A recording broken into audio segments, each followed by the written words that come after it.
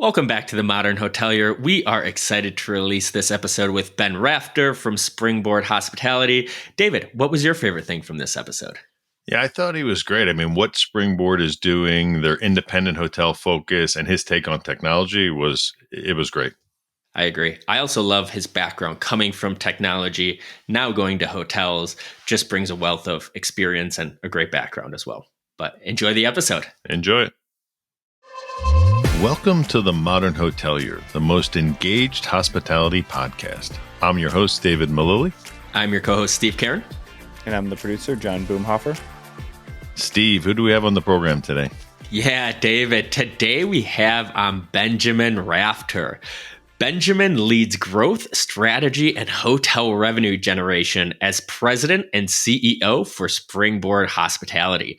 Ben has an impressive career starting in technology before coming over to the hotel side. Welcome to the show, Benjamin. Thank you. Great to be here. Excited to have you. All right, Benjamin. So we're going to start off. We're going to go through a lightning round of questions. We're going to get to know you better, some of your personal background, your career, and then we're going to jump into some industry topics. Sound good? Sounds great. Looking forward to it. All right, great. So what was your first job?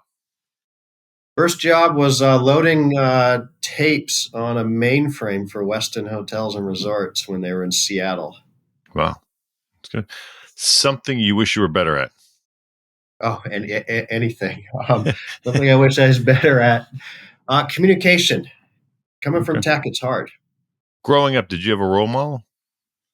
Oh, and parents for sure. Both of them, mom and dad. Okay, that's good. What's a luxury you can't live without? Red wine and internet. God. What's a place you've never been to that you'd most like to go? Wow, that's a fun one. Montreal. A little obscure, but fun. Yeah, absolutely. All right, so you have your own late night talk show. Who's your first guest going to be?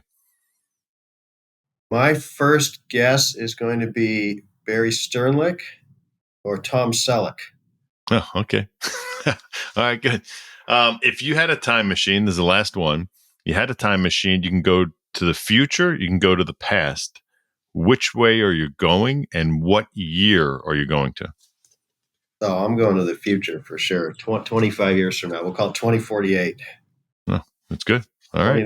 2049. We're almost to 2050. Yeah. I know. Can't believe it. That was great, Benjamin. Now we're going to learn a little bit more about you and what makes you tick. So you grew up in Seattle. Is that right?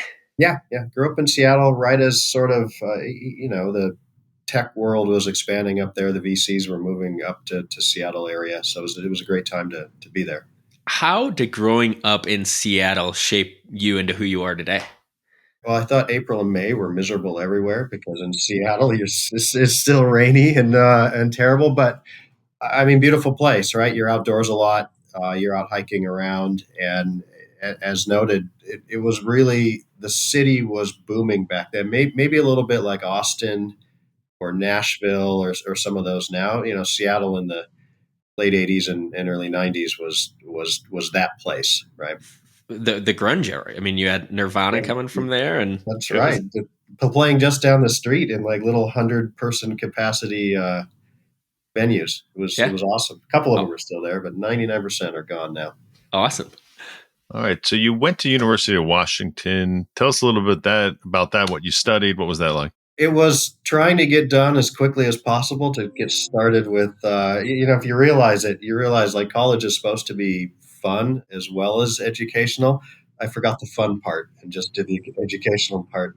So I was done by the time I was 19 or 20 and working, starting my career basically. So how long were you in college? I was in college for a little over 2 years. I took 27 credits one year. Wow. And so, yeah, was turbocharged. Very impressive. Very impressive. So you're an adventurous guy. You've done spearfishing, rock climbing. You've climbed Rainier and the Grand Tetons. What's your favorite adventure you've done so far? And what's the one left on your bucket list? Bucket list is to get over 8,000 meters, one of the 8,000 meter mountains. But there's a saying we had, which was never hire mountain climbers or scratch golfers or marathon runners because they're always doing something else. So the time it takes to climb 8,000 meters is, that's a 60-day commitment. So it's on the list. It's going to be a while for sure. Do you have a mountain in mind? G2 in Pakistan is a good one. It's a little bit easier to approach. Definitely, here's the thing, definitely not Everest, because the whole point is to be out there with a limited group of people. And like you look at Everest, and it's people are doing it to check a box, right? Right. To tell somebody they did something, and that to me is just miserable. I'd rather be on a mountain with 10 people on it than 1,000, right? And to answer the other side of the question, like the best trips like that, they're always the same. I don't know which one stands out, but it's when you have a group of 7 or 8 people, it could be 5 people, it could be 3 people, and you're just out there doing something. That's what makes these things special, right? Sure. Absolutely. Absolutely. All right. So I'm an ex-GM. This is an interesting one for me. You put your cell phone number on all the hotel rooms you managed, and then you had stated that that was the most worthwhile thing you've done in your career. Why was that? 2 reasons. It was a sense of pride for all of our team members. And, when we were 500-600 rooms when we first did it, and by the time we were 11,000 rooms, it was a little bit of a different commitment. But keep in mind, every day, like you were a GM, I have a hard time like relating to maybe a housekeeper or something, right? And you try to you try to get to know as many as you can. I know that when a housekeeper's cleaning that room and they see my cell phone number in it, and they're obviously the hardest working people in the industry, they see the cell phone number on it. They can call it if they want. And they're looking at it and saying, oh, everybody in this company takes what we're doing seriously and appreciates it. That was also a nod to when I was coming out of tech and into the hotel industry. My business partner at the time, a gentleman named Mike Paulin, larger than life hotelier. Literally, he's 6'6". So when Mike comes into the room, booming voice, right, and just sort of that style of GM. And he said, "Look, like all you tech guys, you just don't get it. At the end of the day, there's still a guest in this room, right? And you can run all the numbers you want, but don't forget there's a guest in the room." And so that was a nod to me appreciating that, hey, particularly in Hawaii, somebody might have saved their whole life to come to Hawaii. And if they have a problem, they deserve the chance to talk to someone. Yeah, I love it because my day job as a CEO of Logic, I give all of our customers my cell number. And I sit in on demos and I make sure that my staff gives it. If for any reason I don't have that demo. And to me, it's just like you said. I mean, if there's a problem, I want to make sure that that client can get in touch with me. I shouldn't be hiding behind. If they got to get in touch with me, they really got a problem. So that's the way I look at it. So I appreciate that you do that. Yeah, and the same thing. It's you're ironically you're crunching a lot of data with what you do, so to speak, and ultimately there's a consumer using that, right? And a lot of not a lot, but numerous drunk 2 a.m. pizza calls as well, right? So people are going to call into this phone call. They know I am not round table pizza, but I know I had it on speed dial. That's great. Oh, that's good. So that's great. Now that we got to learn a little bit more about you, want to learn a little bit about your career, how you got to where you are today. So like you've mentioned, you started on the tech side. You were co-founder of a company called LiveBid, which got acquired by Amazon, then director at Cambridge Technology Partners, and then president and CEO of Get to Hawaii and Travel Worm. How did these roles help you in your current role today as president and CEO of a hospitality company? Yeah, Travel Worm, by the way, could be the worst named company in history. Associating worms with technology is never a good thing, as we all know. But so I was that guy, sitting in a room running chemistry experiments while also figuring out. I wasn't a great coder, but coding, and we were on the cutting edge of technology with LiveBid. And after selling that, and then after selling a second company, was just burned out on tech. And so I ended up getting locked out of the industry as part of the second sale. And it was like, okay, I'm ready to do something else. And based on my extensive knowledge of not even knowing what RevPAR was, but knowing that I could load a tape on a mainframe, Weston circa 1994 or whatever, ended up getting back into technology and intro to Hawaii, and it's all been kind of magical from there. And so from there, then you went on. You were CEO and president of Aqua Hospitality, then president of Aston Hotels and Resorts. Aqua Hospitality, fivefold growth in less than 4 years. What was your secret to that success? The timing was interesting. So I was in the Himalayas during the 2008 market crash, election, the whole nine yards, and that's when we sort of came up with this idea of growing Aqua. The co-founder Mike and I, or the founder Mike and I, and we get back to Hawaii. The world's chaos. Two airlines that served Hawaii are on the verge of going bankrupt. Obviously, a lot of financial firms are going bankrupt. And suddenly owners are going like, hey, I've got a debt payment coming due. And not that many people were responsive to them. And so we started picking up one or two because we were very, very focused on the bottom line. And the one and two became three and four and five and six. And suddenly, we have 27 hotels, all in Hawaii, only ones on all six islands, six tourism islands. And I think it was because we just threw out the rules and really focused on generating revenue and helping owners get the bottom lines. And then the market recovers, and suddenly the market recovers, and in terms of number of properties, we're the biggest hotel company in Hawaii. It's just hard work. We didn't buy into any of these. We were there. It's not really healthy because it was the tech mindset coming through, and our entire team lived pretty much near Waikiki, which is a little bit rare.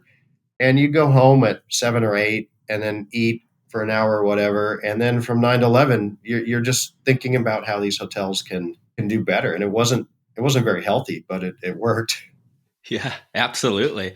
And then in 2018, you came to Springboard as their president and CEO. What made you come here? And for those that may not be as familiar with Springboard, can you share us a little bit more about the company? Yeah, Springboard is 47 properties, mostly independent, 14 states. And what we're trying to do is make sure all the hotels tell a story, basically. And we think that there are multiple types of audience in the hotel industry, the hospitality industry. There's some that want to stay at a Hilton Garden Inn, and it's consistent and it's the same every single time, and that's great. But that's not what we generally do. We want hotels that tell a story about where they're at. And if you're staying in West Hollywood or Jackson Hole or wherever, Sedona, where we have hotels, we think you should know you're there, right? And so that's what we do. Came over in 2018. I had signed another non-compete when we had sold Aqua to what is now Marriott Vacations. I keep signing these non-competes, which is fun. Hopefully I'm done with that. But and the non-compete restricted the ability to work in Hawaii, but it didn't restrict the ability to do anything on the mainland. And so we sort of flipped the script and said, let's work on the mainland and expand. And then when the non-compete ends, we've gradually come back to Hawaii. Very cool. Very cool. Do you have I know you said independent kind of lifestyle. Do you have a type of hotel that you usually work with that is a good fit for Springboard? 150 room independent in either a gateway market or generally a drive-to leisure or resort market. So we're in great examples. We're in Jackson Hole.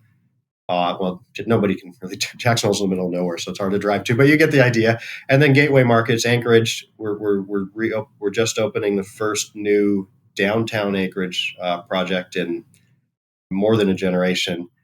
4-5 in West Hollywood, Laguna Beach, San Francisco, Stowe, Vermont, Fort Myers Beach. Those are the markets, and perfect fit is 150 rooms, 200 room independent hotel.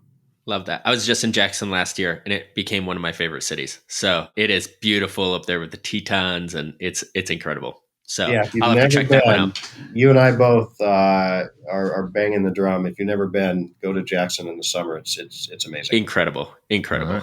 Putting it on my list. So you also own an investment company called Geraro. Tell us more about that company. Yeah. So after selling Aqua, I started saying, we really believe in these hotels, and we spend an enormous amount of time modeling them and working for owners.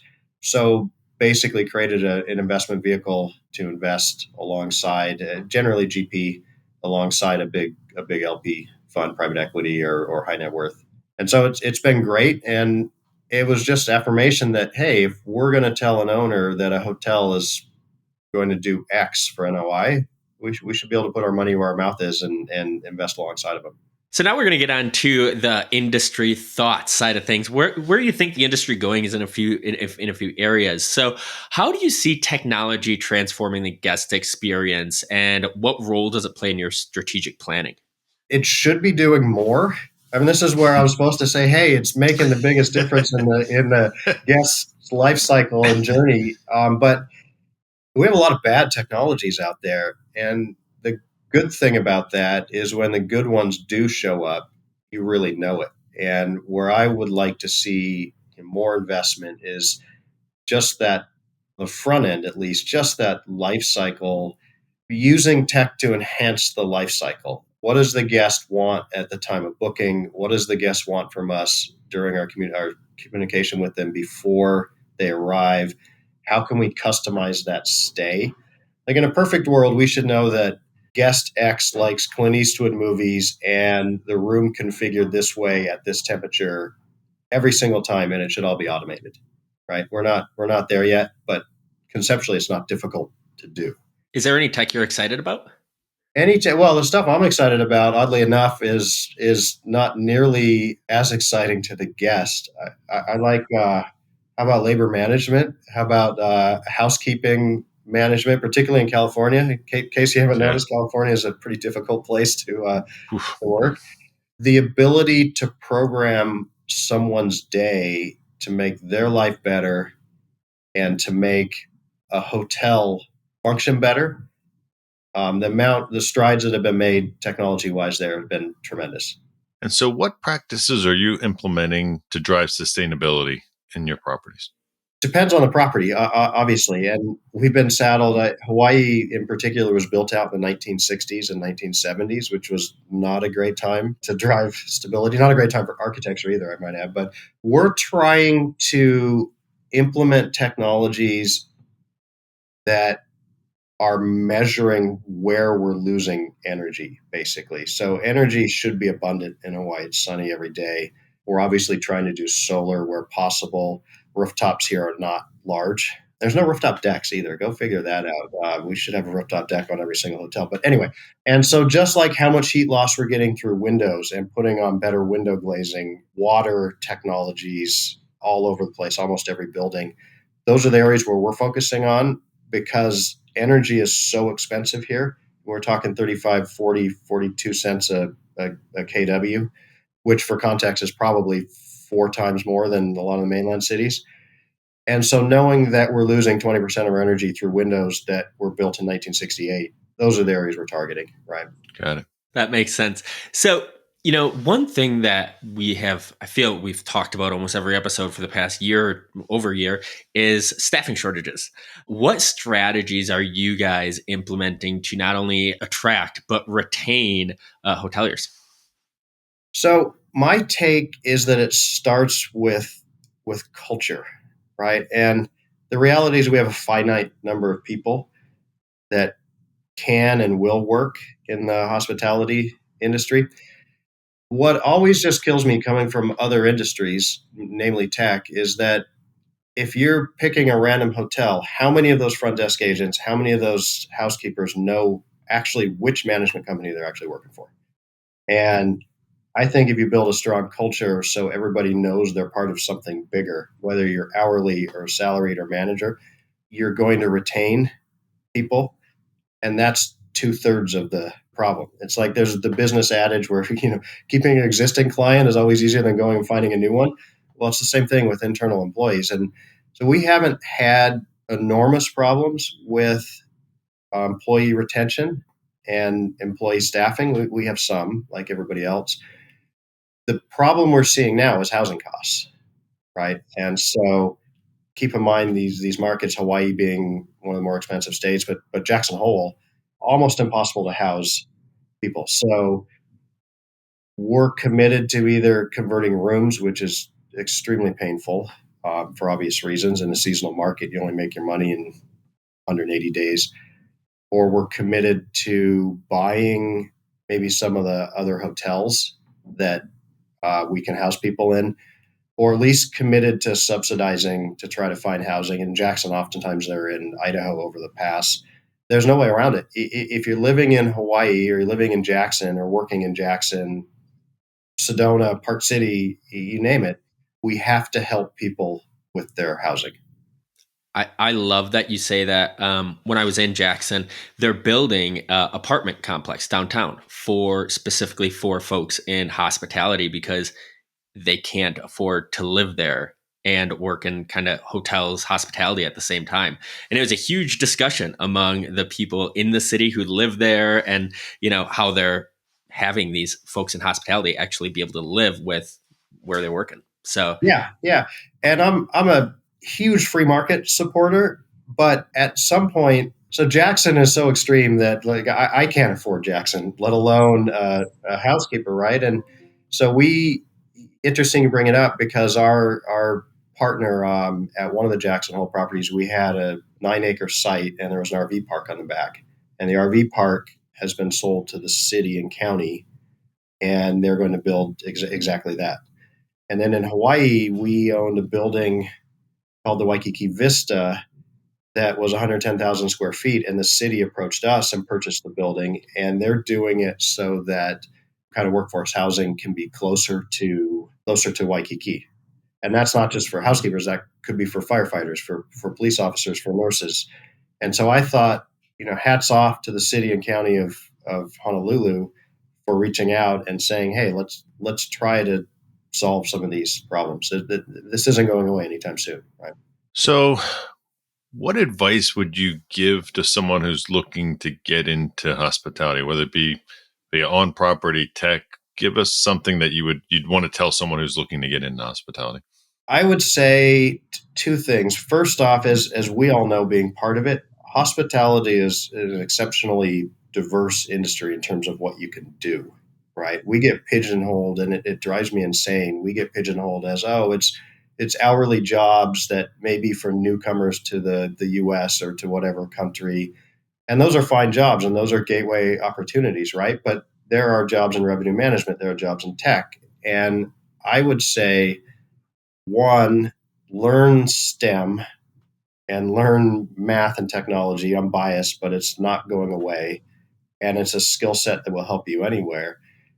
And then really mentor with someone who understands the whole industry, who can say, hey, I'm going to get you involved in revenue management because that's what you're interested in, or I'm going to get you involved in engineering.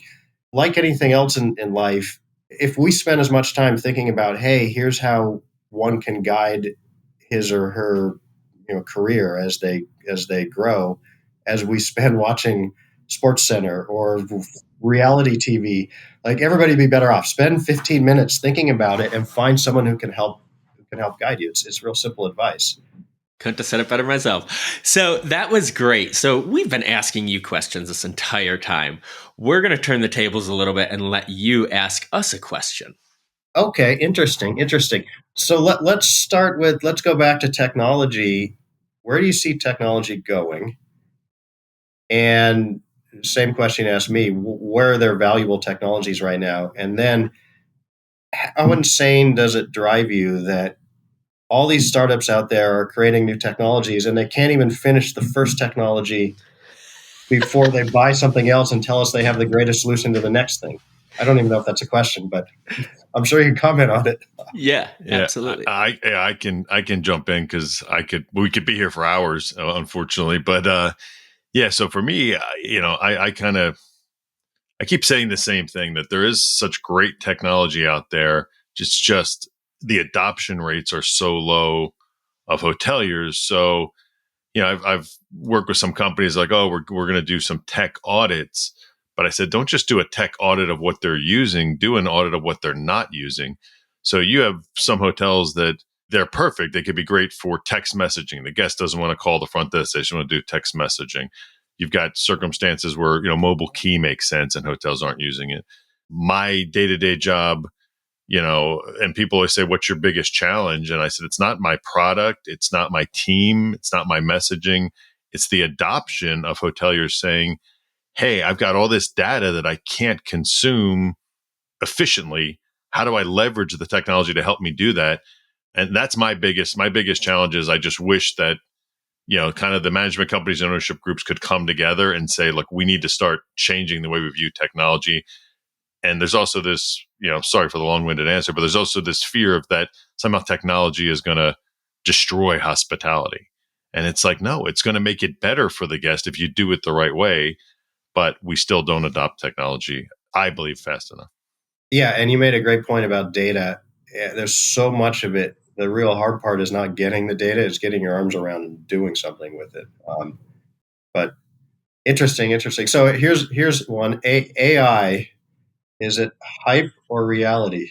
That was going to be my tech answer, to be honest with you. I have been on the AI train since like last year. I think AI is going to be phenomenal. I've talked to a few startups who are using it, and one of them specifically is using it to, I guess, take the mistakes out of that housekeepers are making and making sure everything is placed in the same area and all the rooms look the same. So what I loved about that specific AI is it's taking out the mistakes humans make, right? We're not perfect, but it's not replacing the human. We still have humans doing the job, but it's just making that job better, more efficient, and it's going to be save housekeepers on time too.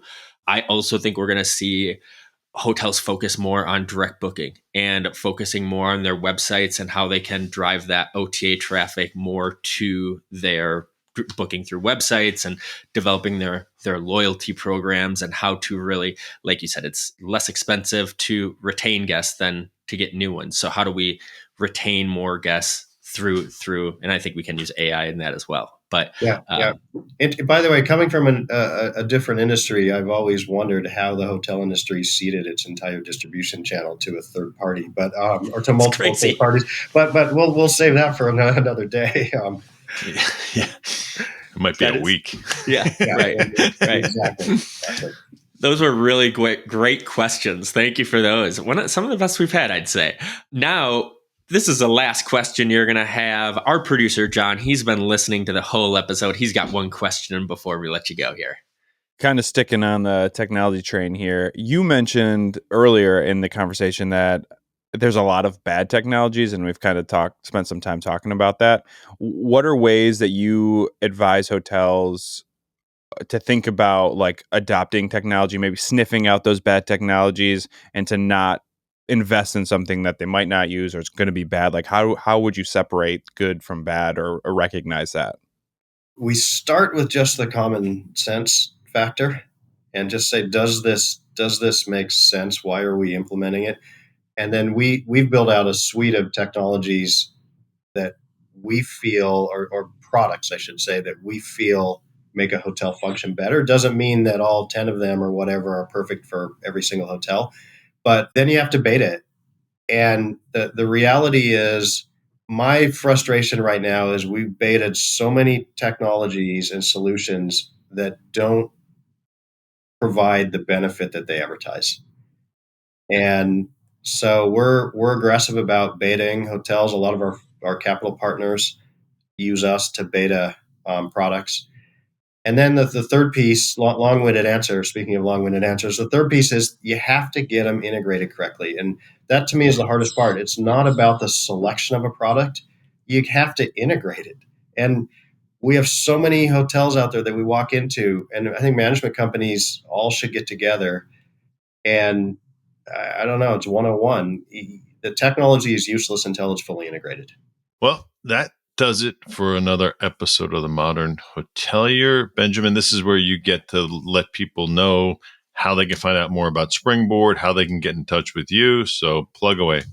springboardhospitality.com. And since we focused on my cell phone number, if you don't care, I'll just throw it out there. Give it a ring. Give me a text, 808-349-0670. Representing the 808 still. So, it's been wonderful. Thank you all. All right. All right. Well, that does it for another episode of the Modern Hotelier, the most engaged hospitality podcast. Thank you. And whether you're listening or watching, we hope to see you again soon. You made it to the end of the Modern Hotelier. Thanks for listening. The Modern Hotelier is produced by Make More Media. Make sure to like and subscribe if you're listening on YouTube, or subscribe wherever you get your podcasts. If you know a guest or sponsor that would be a good fit, feel free to email us at hello@themodernhotelier.com. If you'd like to get some Modern Hotelier merch, click the merch button on modernhotelier.com or click the link below. Thanks and have a great day.